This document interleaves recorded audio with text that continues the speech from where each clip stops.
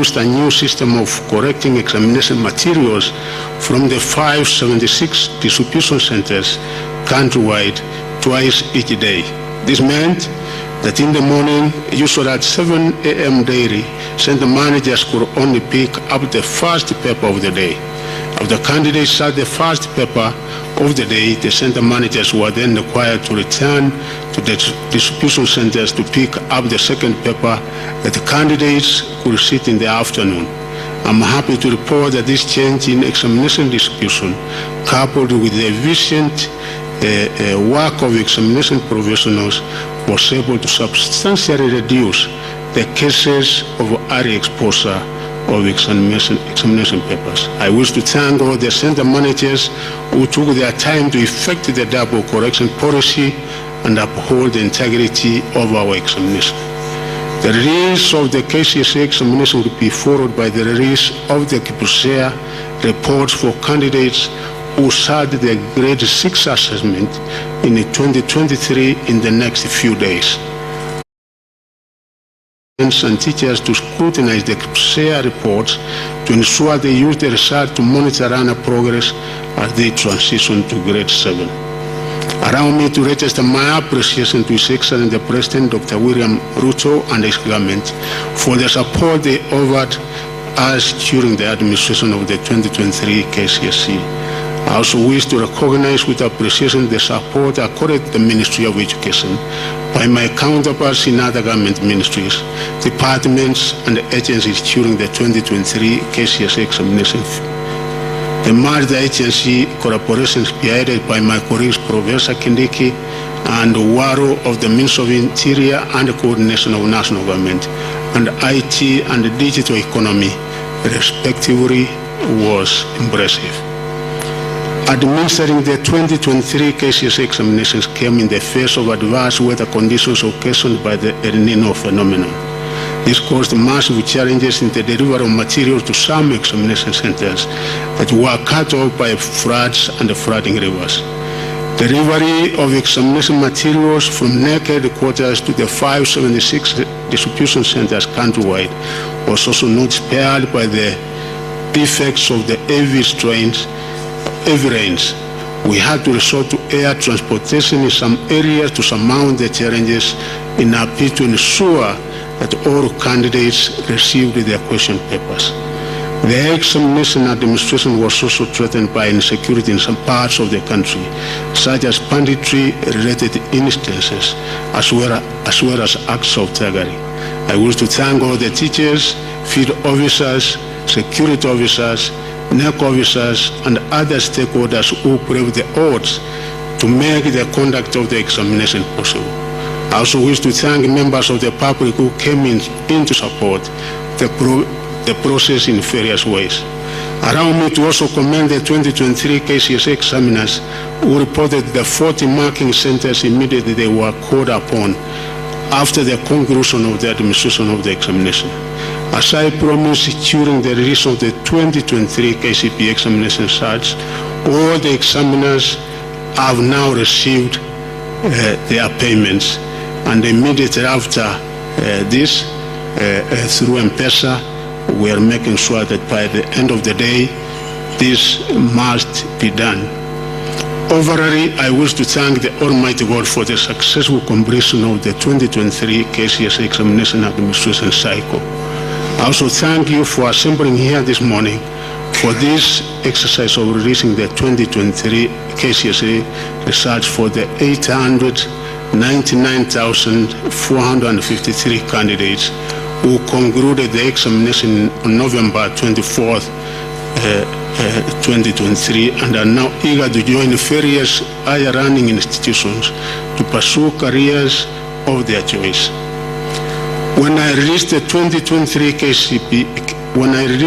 KCPE examination in November 23rd, 2023, November, I promised that the Kenya National Examination Council would administer a supplementary examination for 9,000 candidates who failed to sit the examination.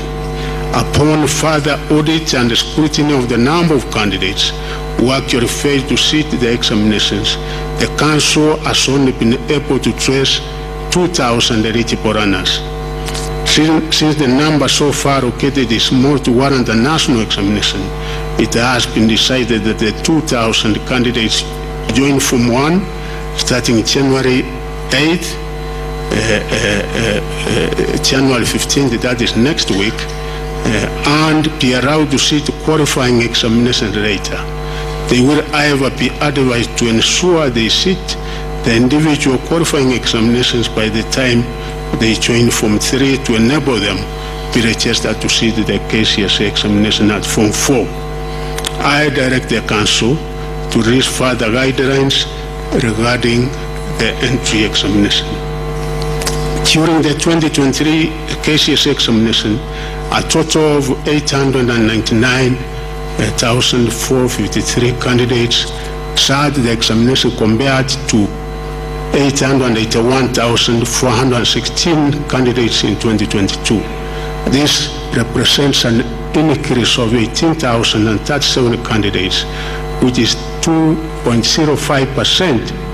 However, I should note that the number of candidates that sat the Kcse examination last year, was raised by 3,685 compared with the number that actually registered to sit the examination.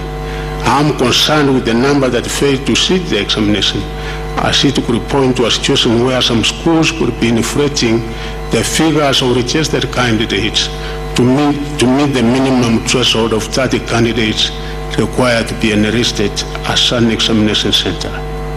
Although there could be more reasons for the missing candidates, any misrepresentation of figures could imply a wastage of public funds since the government pays examination fees for candidates based on the data submitted by schools.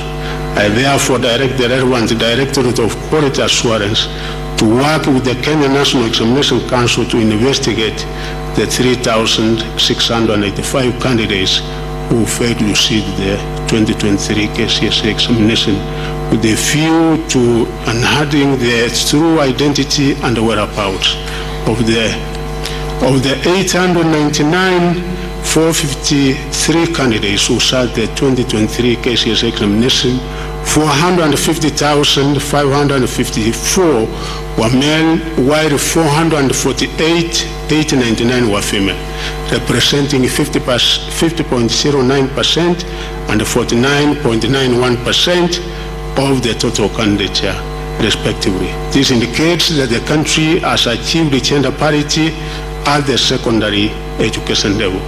During the year 2023 Kcse examination, 11 counties had a significant entry of more merit and female candidates. These were Garissa, 66.39% compared to 33.61%, Mandera, Wajir, Turkana, Samburu, Narok, Mabei, West Pokot, Mombasa, Migori, and Ramu, while 9 other counties had a significant entry of more female than male candidates. This being Vihiga, Elgeyo Marakwet, Kirinyaga, Meru, Kiambu, Nairobi, Kisumu, and Kitui. The number of candidates who were aged 16 years and below increased from 12,710 in the year 2023 to 16,040, which was 1.776% in the year 2023. The highest percentage of candidates registered for the 2023 Kcse examination were within the appropriate age bracket of between 17 to 19 years, constituting 632,288, which was 70.01% of the total candidature. The percentage of candidates who were 20 years and above constituted 254,810, which was 28.214%. Out of the 30 subjects offered in 2023, 12 subjects recorded a significant improvement in performance. These subjects were mathematics, and we thank the teachers for this effort and the students, because for the first time we are actually confirming an improvement in mathematics. The other one was Kiswahili, biology, CRE, business studies, Germany, music, chemistry, building construction, French, and electricity. 14 subjects also recorded a drop in performance. These were English language, Kenya Sign Language, physics, computer studies, history and government.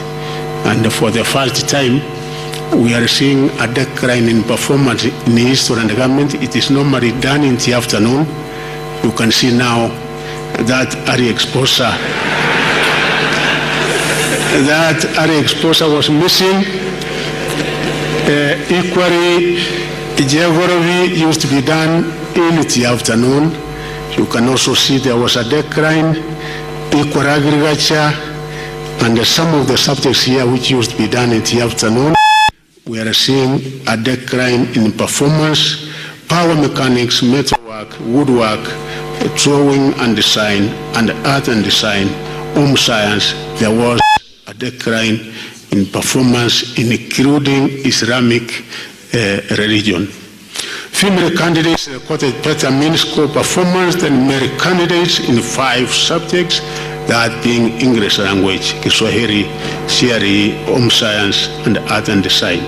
Male candidates recorded better mean score performance than female candidates in 10 subjects, this being mathematics, biology, chemistry, general science, history and government, geography, agriculture, computer studies, and business studies.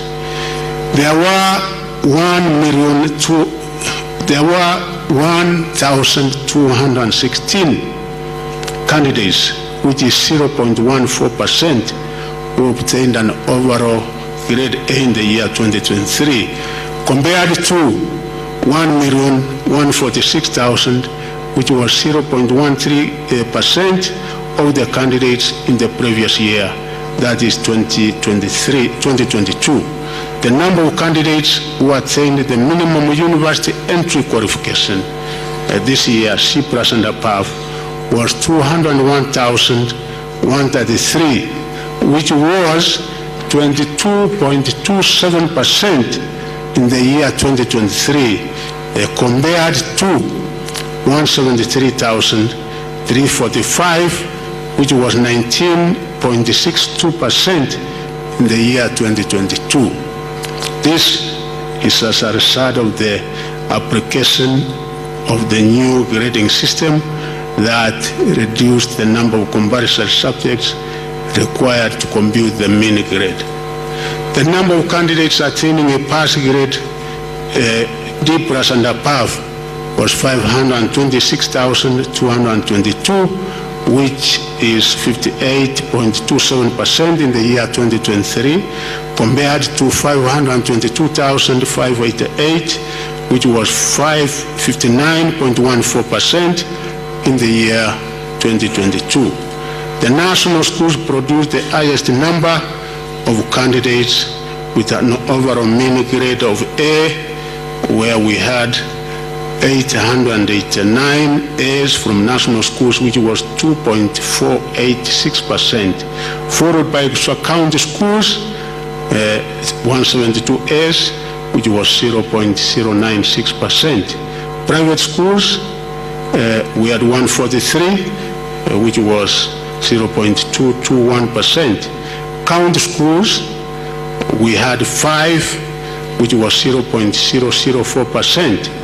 And the sub-county, and I would like to give an emphasis this, these are day schools which had 7 A's and over, which was 0.001%. Overall, I'm improved by the quality of grades that are coming out of our day schools that produced 283 candidates in mean grade of A and minor and A minor in the 2023 Kcse examination. I urge all stakeholders to invest more in the sub-county schools where more of our runners attend schools. You will also be able to see from the table that sometimes we assume that everybody who goes to a national school gets a university entry, but you can see about 20 of the candidates had a mean of a D- from national schools. So it is not always the case that anybody and everybody who goes to a national school will be able to make it to a university. And you have seen the miracles and what is being done from day schools. As the cabinet secretary, I'm also pained by the fact that a large number of candidates, 48,174 or 5.33%, still ended up scoring a mean grade of E in the year 2023 Kcse examination, even after the ministry used a more flexible system of computing the final overall candidate research. I therefore direct the Directorate of Quality Assurance to work with the field officers and teachers to investigate this E-grade cases in each county of the country and submit a report to me within 1 month for further action. As a country, we must start interrogating data and evidence to enable us to make critical decisions that could ensure that we realize our return on investment from all the resources that the government puts in the education sector. Now, we come to examination irregularities. As much as we try to minimize, and we were successful in minimizing our exposure and hence the number of irregularities we used to experience there before, we still had a few cases of irregularities. There were a total of 4,113 candidates who were reported to have been involved in examination irregularities in the year 2023 Kcse examination. Of this, we have cancelled results of 4 cases of reported impersonation after completing investigations. The results of the remaining 4,109 candidates who were suspected to have engaged in examination irregularities have also been withheld pending the completion of investigations in their cases within a period of 20 days from today. The Council is empowered in law as provided in the Kenya National Examination Council handling of examination irregularities, rules of 2015, legal notice number 132 of 2015, rule 8 to withhold the results of any candidate or examination center suspected to have been involved in an examination irregularity or malpractice pending the completion of investigations. It is unfortunate that a few contracted professionals are still insistent on ruining the future of our runners by subjecting them to examination malpractices. 120 contracted professionals were reported to have been involved in aiding examination malpractices. Firm disciplinary action will be taken against such teachers. I also wish to notify the country that the ministry has now set up the National Examination Appeals Tribunal. My chairman and the members of the Education Committee will remember that we had an engagement in this and undertook to ensure that we exercise the members, which we have done in line with Section 40B(2) of the NEC Act 2012. I therefore urge any Kenyan aggrieved by any process of the Council to seek redress through the tribunal. Accessing the 2023 Kcse examination results.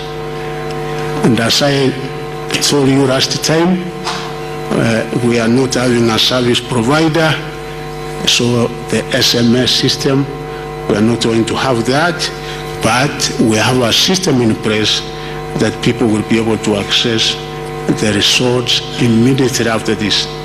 The Council will dispatch the 2023 Kcse examination results to sub-county educational officers for distribution to examination centers within their regions. Candidates are urged to correct their provisional results from their respective schools, that is examination centers.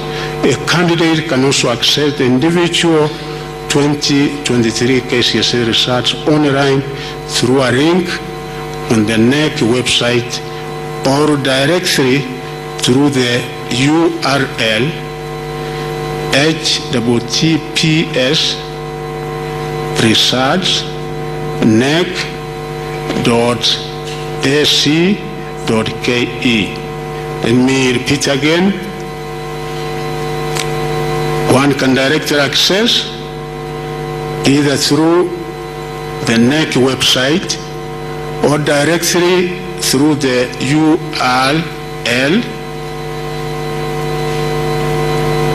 https://research.nec.ac.ke, and you will be able to get your research. This time round, we have worked with the engineers and the experts, and we are sure that the website and this particular system is working such that Kenyans will not be able to have the kind of inconvenience that we had last time when using a service provider. You will be required to enter your candidate's index number and the names as per the registration data for the 2023 Kcse examination. The results will be available immediately after this exercise. I now declare the 2023 Kcse examination results officially released and wish all the candidates the best in their future academic journey. I also wish all runners, teachers, parents, guardians, and all the stakeholders a happy and prosperous New Year 2024. Thank you and God bless you. Thank you very much.